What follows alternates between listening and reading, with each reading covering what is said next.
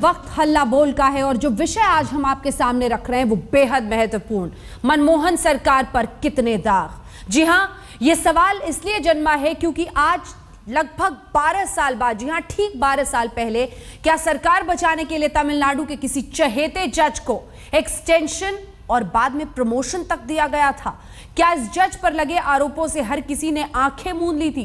Press council के अध्यक्ष justice Katju ने आज करप्शन, जज और सरकार के सियासी खेल पर जो बयान दिया है उसकी गूंज 12 साल पीछे तक सुनाई पड़ने लगी है। सवाल यह उठता है कि आखिर मनमोहन सरकार पर कितने दाग, मंत्रियों, अफसरों और इसके साथ साथ सवालों में अब न्यायपालिका भी है। क्या सरकार ने अपने सरकार को बचाने के लिए, सरकार को गिरने से रोकने के लिए न्यायपालिका में समझौता किया?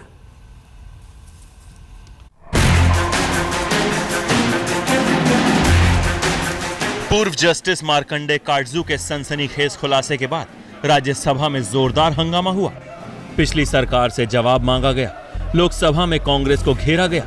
जस्टिस काटजू के आरोप बेहद गंभीर हैं, तो सवाल उठता है कि क्या मनमोहन सरकार ने विवाद में घिरे जज को एक्सटेंशन दिलवाया? क्या मनमोहन एक्सटेंशन नहीं देते तो सरकार गिर जाती? काटजू का एक दावा है कि तमिलनाडु के एक जिला जज पर भ्रष्टाचार के गंभीर आरोप होने के बावजूद उन्हें मद्रास हाई कोर्ट का एडिशनल जज बनाया गया। इतना ही नहीं, आईबी की रिपोर्ट के बावजूद पूर्व चीफ जस्टिस आरसी लाहोटी ने उसे 1 साल का एक्सटेंशन भी दिया। तो मैंने chief justice of India Lahoti से कहा कि साहब ये मुझे खबरें आ रही हैं, आप मेरी बात पे आप यकीन न करिए, आप अपनी इंक्वायरी आईबी से करवा लीजिए। और उन्होंने करवाई और वो रिपोर्ट आई कि हाँ ये भ्रष्ट है। तब जब आईबी रिपोर्ट आ गई थी तो अब उसको कंटिन्यू करने का कोई औचित्य नहीं था। मगर मुझे तो बड़ा ताज्जुब हुआ कि उसके बावजूद लाहोटी साहब ने उस भ्रष्ट जज को 1 साल और का टर्म दे दिया, एडिशनल जज का। दरअसल सरकार को समर्थन दे रही तमिलनाडु की एक पार्टी ने जज को बनाए रखने का दबाव बनाया। ऐसा नहीं करने पर सरकार गिराने तक की धमकी दे दी। आरोप के मुताबिक उस पार्टी ने धमकी देने का वक्त और जगह भी ऐसा चुना कि सरकार तुरंत सख्ते में आ गई। दरअसल पूर्व जस्टिस मार्कंडे काटजू के मुताबिक पूर्व प्रधानमंत्री मनमोहन सिंह संयुक्त राष्ट्र की महासभा में हिस्सा लेने न्यूयॉर्क जाने के लिए हवाई अड्डे पहुंचे। तभी तमिलनाडु के एक नेता ने उनसे कहा कि जब वो न्यूयॉर्क से लौटेंगे तब तक सरकार गिर जाएगी, उनकी पार्टी समर्थन वापस ले लेगी। मनमोहन सिंह सख्ते में आ गए। हालांकि एक सीनियर कांग्रेसी मंत्री ने उन्हें परेशान न होने की सलाह दी। इसके बाद वो जस्टिस लाहोटी से मिले और उन्हें सरकार पर खतरे की जानकारी दी। इसके बाद जस्टिस लाहोटी ने चिट्ठी लिखकर उस जज को एडिशनल जज के तौर पर 1 साल का एक्सटेंशन देने की सिफारिश की। तमिलनाडु की जो पार्टी थी जो कांग्रेस को समर्थन दे रही थी, उसके मंत्रियों ने कहा मनमोहन सिंह जी से कि जब तक आप लौटेंगे आपकी गवर्नमेंट गिर जाएगी, क्योंकि हम समर्थन वापस ले लेंगे आपकी गवर्नमेंट से, क्योंकि आपने उस भ्रष्ट जज को कंटिन्यू नहीं किया। इस पर जो मुझे खबर मिली, मनमोहन सिंह बहुत घबरा गए। मगर एक सीनियर कांग्रेस मिनिस्टर ने कहा आप घबराइए नहीं, आप जाइए, मैं मैनेज कर लूँगा। इस एडिशनल जज को अगले चीफ जस्टिस सबरवाल ने एक और कार्यकाल दिया। इसके बाद अगले चीफ जस्टिस केजी बालाकृष्णन ने उसे स्थायी जज नियुक्त कर दिया। हालांकि उसका ट्रांसफर दूसरे हाई कोर्ट में हो गया। जस्टिस काटजू का दावा है कि सुप्रीम कोर्ट के कोलेजियम ने आईबी रिपोर्ट के आधार पर उस जज को आगे नियुक्त न करने की सिफारिश केंद्र की यूपीए सरकार को भेजी थी, लेकिन सरकार के दबाव में इस निर्णय को बदल दिया गया। कांग्रेस काटजू के खुलासे की टाइमिंग पर सवाल उठा रही है। सवाल उठता है कि क्या मनमोहन सरकार तमिलनाडु की उस पार्टी के दबाव में काम कर रही थी? क्या आईबी की रिपोर्ट की अनदेखी कर उस जज की नियुक्ति की गई? सवाल जस्टिस काटजू पर भी उठता है कि वो इतने सालों तक चुप क्यों रहे, उन्होंने पहले इसका खुलासा क्यों नहीं किया। आज तक ब्यूरो। सवाल 3 पहलुओं से खड़े होते हैं और इन तीनों को समझना होगा। एक तो सीधे सीधे उंगली उठाई गई है तब के प्रधानमंत्री मनमोहन सिंह पर। 12 साल के बाद जज को लेकर बयान का आखिर ये मतलब क्या है? जस्टिस काटजू का जज को एक्सटेंशन देने पर अब तक खामोश क्यों रहे? जज के प्रमोशन का खुलासा अब तक क्यों नहीं किया गया? आईबी रिपोर्ट के बाद भी जज को स्थायी करने पर आखिर चुप क्यों? सवाल यही है कि जिस जज के खिलाफ ये पूरा मामला है, आईबी की रिपोर्ट थी उसके खिलाफ, जज का नाम क्यों नहीं बताया, नेता का नाम लेने से क्यों बचे? तीन पूर्व मुख्य न्यायाधीशों पर सवाल उठाने का आखिर मतलब क्या है, और अगर है सवाल तो फिर सबूत क्या है, सबूत है तो फिर ये देरी क्यों?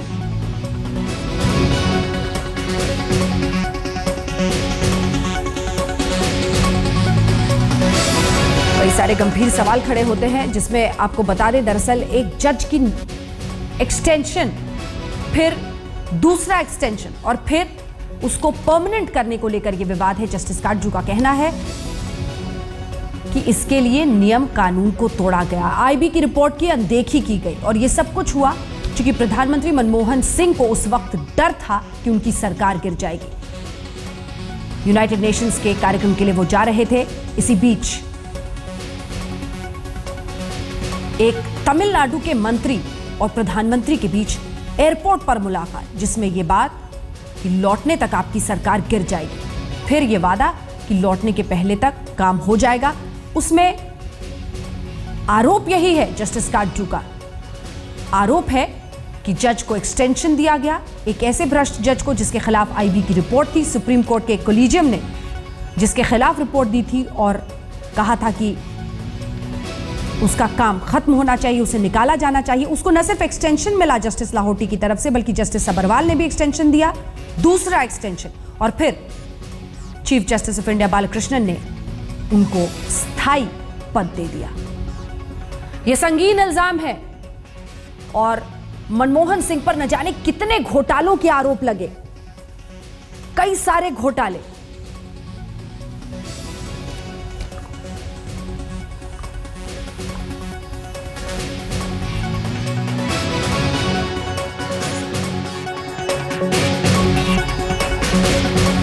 आइए सीधे रुक करते हैं। कई खास मेहमान हमारे साथ इस वक्त जुड़ गए हैं जो हमारे साथ इस चर्चा में शामिल होंगे। जय नारायण व्यास जी, भारतीय जनता पार्टी के नेता, हमारे साथ जुड़ गए हैं। जस्टिस मार्कंडेय काटजू साहब जो कि चेयरमैन है प्रेस काउंसिल ऑफ इंडिया के, वो भी हमारे साथ जुड़ गए हैं। केटीएस तुलसी साहब कुछ ही देर में हमारे साथ जुड़ेंगे, और बीए खान साहब जस्टिस रिटायर्ड भी हमारे साथ जुड़ गए हैं इस चर्चा में।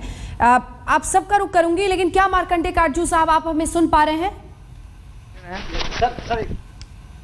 मार्कंडेय काटजू साहब कुछ सेकंड्स में हमारे साथ जुड़ जाएंगे, उनका रुख करेंगे। लेकिन जय नारायण व्यास जी, सवाल यह है कि आखिरकार एक मामला सामने आया है और अभी काटजू साहब ने सिर्फ आरोप लगाए हैं, सबूत के तौर पर बहुत कुछ है नहीं उनके पास। ऐसे में क्या होना चाहिए?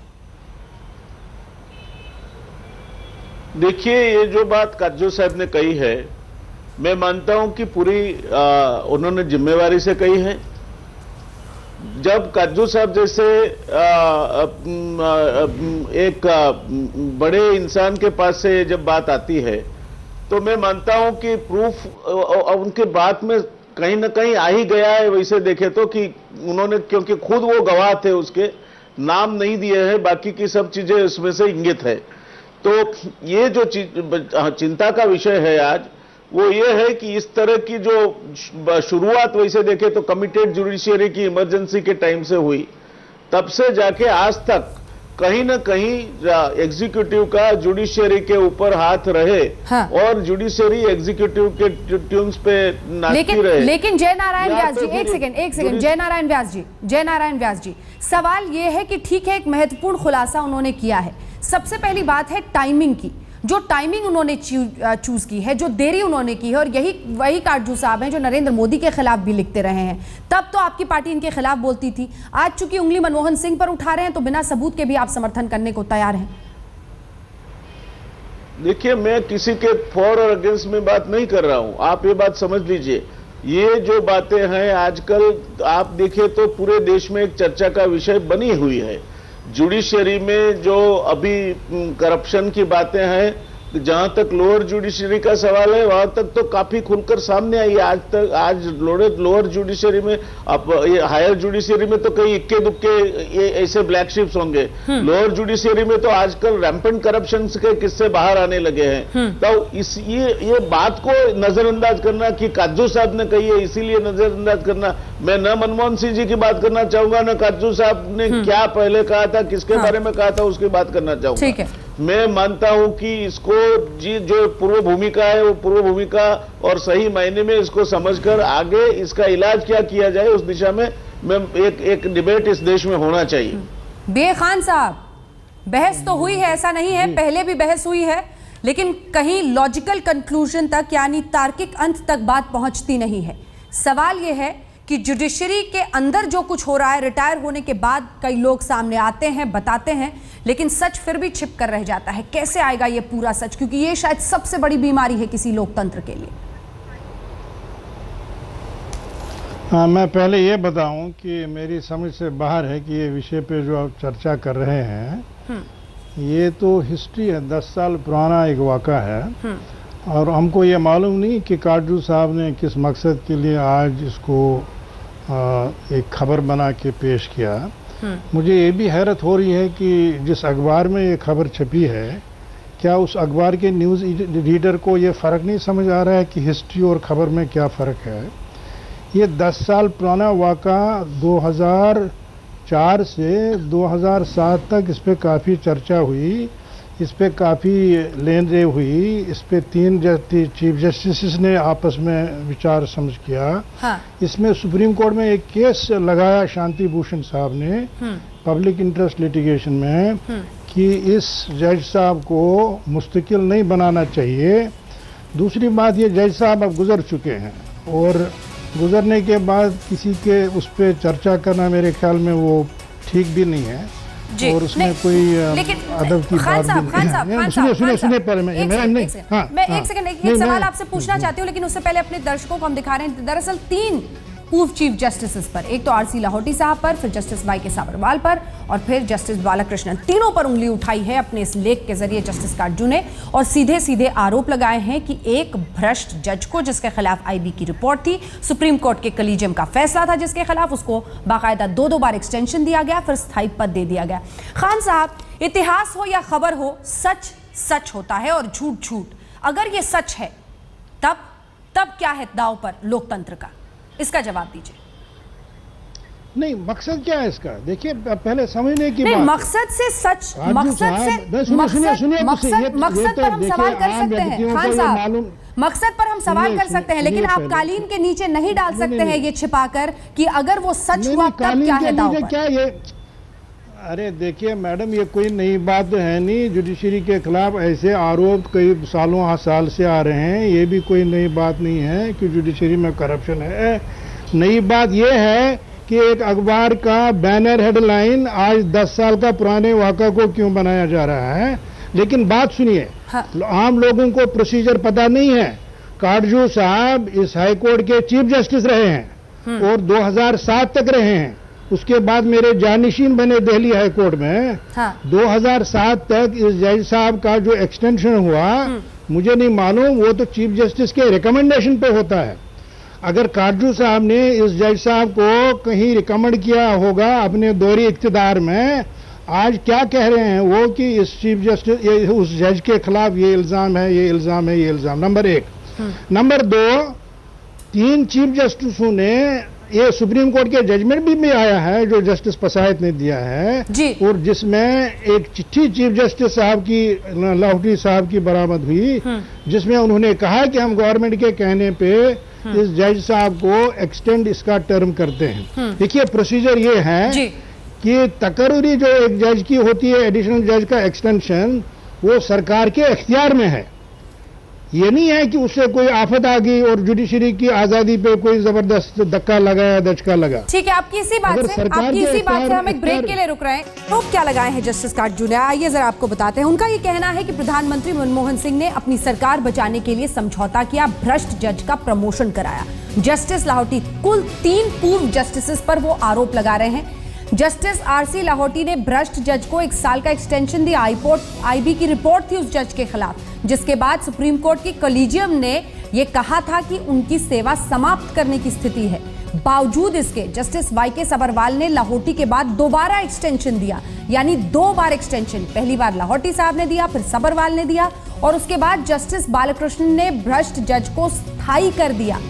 यह कहना है जस्टिस काटजू का कि मनमोहन सिंह ने अपनी सरकार को बचाने के लिए यूपीए के, तमिलनाडु के एक एलाई को, हालांकि वो नाम नहीं ले रहे हैं लेकिन इशारा डीएमके की तरफ है, उनका कहना है कि उस एलाई को बचाने के लिए, अच्छे भावना में रखने के लिए, सरकार बचाने के लिए उन्होंने एक भ्रष्ट जज का प्रमोशन करवाया। अपने आप में एक बहुत बड़ा गंभीर सवाल, एक और दाग लगाते हुए जस्टिस काटजू मनमोहन सरकार पर। कई खास मेहमान हमारे साथ जुड़े हुए हैं, केटीएस तुलसी साहब भी अब हमारे साथ जुड़ गए हैं।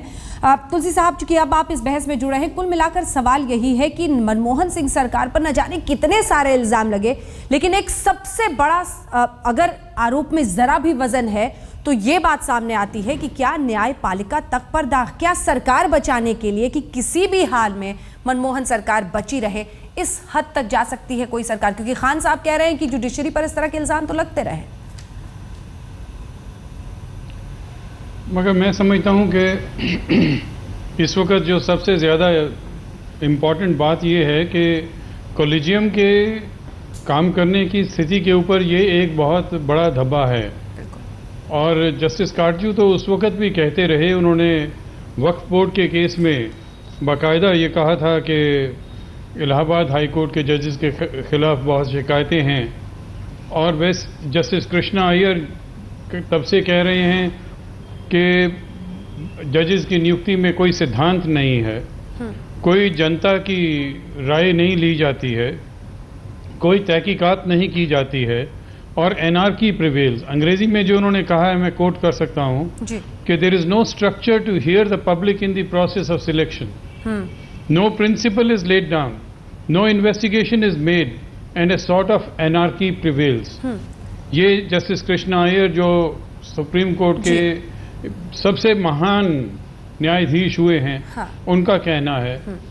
और बी आर अम्बेडकर साहब ने कॉन्स्टिट्यूएंट असेंबली में जब ये डिमांड उठी थी कि ये पावर जो है चीफ जस्टिस को देनी चाहिए जी, तो बी आर अम्बेडकर साहब ने साफ ये कह दिया था, साफ लफ्जों में, कि हम चीफ जस्टिस को वीटो नहीं दे सकते जी। तुलसी साहब, in the matter of appointment of जजेस या ट्रांसफर ऑफ जजेस। जो आप कह रहे हैं महत्वपूर्ण है तुलसी साहब, लेकिन मैं आम लोगों के नजरिए से एक सवाल जरा आपसे पूछना चाहती हूँ, और वो सवाल ये है कि हमेशा ये बताया जाता है कि न्याय बहुत महत्वपूर्ण है, लेकिन अंततः अगर भ्रष्टाचार हो रहा है तो भ्रष्टाचार को करने वाला और उसके साथ ही देखकर चुप रहने वाला भी उतना ही बड़ा दोषी है, नंबर 1। नंबर 2, दोष उसका और भी बढ़ जाता है कानून के नजरिए से जब वो एक पढ़ा लिखा इंसान हो जिसको न्याय और इंसाफ की जानकारी हो। अब जब ऐसा शख्स जो कि खुद उस समय जस्टिस थे, चीफ जस्टिस थे मद्रास हाई कोर्ट में, अगर वो सब कुछ जानते हुए आंखें बंद कर लेते हैं, 9 साल बाद अपनी सहूलियत के हिसाब से आंखें खोलने की तय करते हैं, तो क्यों न सवाल उस शख्स पर भी उठे कि आप जिस पद पर थे, आप ये इंश्योर कर सकते थे कि अगर जस्टिस लाहौटी, अगर जस्टिस साबरवाल, अगर जस्टिस बालाकृष्णन, 3 चीफ जस्टिस गलत रास्ते पर जा रहे हैं, गलत फैसला ले रहे हैं, तो आपने उनको उस पद पर बने रहने दिया। इस बात का दोष तो उनके सिर पर जाएगा। ये तो अभी सिर्फ एक ही किस्सा सामने आया है।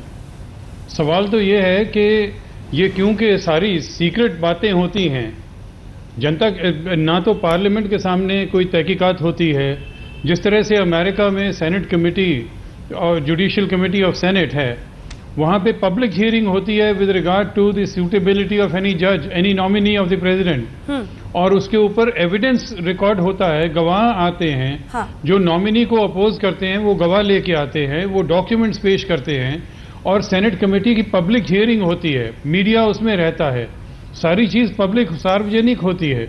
तो इसीलिए मैं ये कहता हूँ कि हमारा जो प्रोसेस है इतना सीक्रेटिव है, ट्रांसपेरेंसी नहीं है, इसीलिए अभी एक मामला सामने आया है, हो सकता है और भी हों।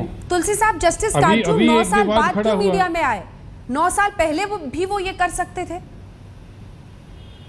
बिल्कुल करना चाहिए था।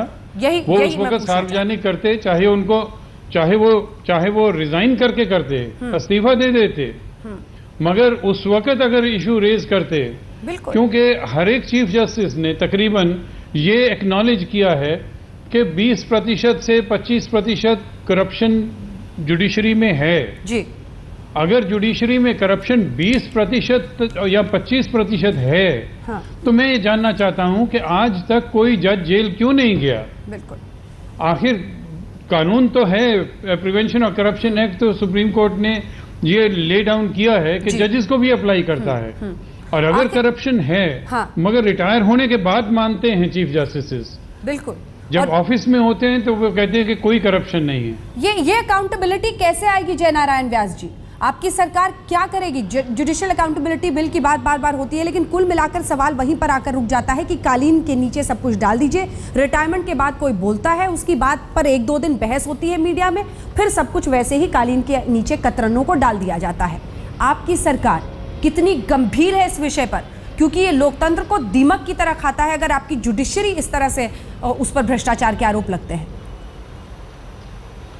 देखिए, मैं समझता हूं इसमें 2 मुद्दे अहमियत रखते हैं। एक तो जुडिशरी की अपॉइंटमेंट, उसका चयन किस तरह से होता है और कितनी पारदर्शिता से होता है, और ये कौन तय करता है।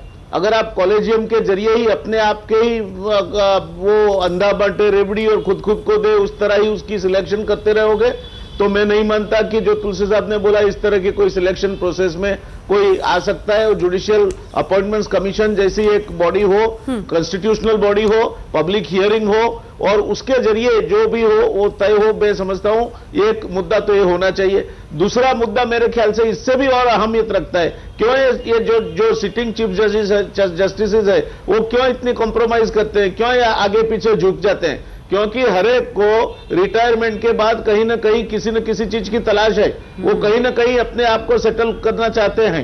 ये एक मुद्दा इतना अहमियत रखता है। अगर आप सुप्रीम कोर्ट के चीफ जस्टिस बने उसके बाद भी अगर आप कहीं ना कहीं किसी चीज के लिए लालायित है तो ये लालच आपको ये अधपतन की ओर ले जाएगी। और यही जो हम देख रहे हैं, चाहे वो जस्टिस पसायत हो, जस्टिस लाहौटी हो या और कोई हो, ये मुद्दा जब तक रहेगा तब तक आपको इनको कंट्रोल करने में कोई तकलीफ नहीं रहेगी। जयनारायण जी, ये कहा जा रहा है कि जस्टिस काटजू का व्यास साहब कहा जा रहा है जस्टिस काटजू का प्रेस काउंसिल ऑफ इंडिया के चेयरमैन का पद का वक्त अब बस खत्म हो रहा है। कहीं नरेंद्र मोदी जी की किताबों में अच्छा बनने के लिए तो नहीं किया गया है ये? देखिए अन्ना जी, आपने ये मुद्दा काफी अहमियत रखता है जो आप चर्चा कर रहे हैं। मैं ये नहीं मानता कि काटजू साहब उस समय चुप रहे थे। उन्होंने उस समय के चीफ जस्टिस को ये बात कही थी। चीफ जस्टिस ने आईबी से इन्वेस्टिगेशन कराया था और उसके बाद चीफ जस्टिस ने भी इनको कहा था कि नहीं, आपकी बात में दम है। और वो दमखम होने के बाद ये निर्णय लिया गया था कि ये जो जज साहब थे उनको उनकी सेवाएं वहां समाप्त की जाए। इसके बाद ये जो मजबूरियां थी मनमोहन सरकार की और जिस तरह का भ्रष्टाचार वो सरकार में व्याप्त था, चाहे वो जजेस की साथ हो, चाहे शरद पवार जैसे इनके कृषि मंत्री हो जिन्होंने इस देश को महंगाई की आग में झोंक दिया, कभी शुगर चीनी की निकास की, कभी आयात की, कभी प्याज महंगी कर दी। ये सब इनके सामने हो रहा था, वो बिल्कुल कुछ नहीं कर रहे थे। ममता बनर्जी इनकी मंत्री थी और जब प्रधानमंत्री जी कलकत्ता में है, she openly showed A contempt, even not calling on the prime minister. इस तरह की मजबूरियां वाली करोड़रज्जुहीन और भ्रष्ट सरकार यूपीए की चली, ये भी हकीकत है और इस देश के सामने है, जिसकी वजह से आज कांग्रेस ये खामियाजा भुगत रही है। जी, इसी के साथ हमें इस कार्यक्रम का अंत करना पड़ेगा। जी, बहुत बहुत शुक्रिया आप तीनों मेहमानों का हमारे साथ इस चर्चा में शामिल होने के लिए। कुल मिलाकर सवाल यही कि क्या न्यायपालिका तक पर ऐसे संगीन इल्जाम आरोप हैं, आरोप के पीछे सबूत क्या है, लेकिन अगर इन आरोपों में दम है तो मनमोहन तेरे कितने दाग, क्योंकि उस सरकार पर न जाने भ्रष्टाचार के कितने आरोप लगे और न्यायपालिका को लेकर स्पष्ट तौर पर 3 पूर्व चीफ जस्टिस पर यह इल्जाम मार्केंडे काटजू का। आप देखते रहिए आज तक।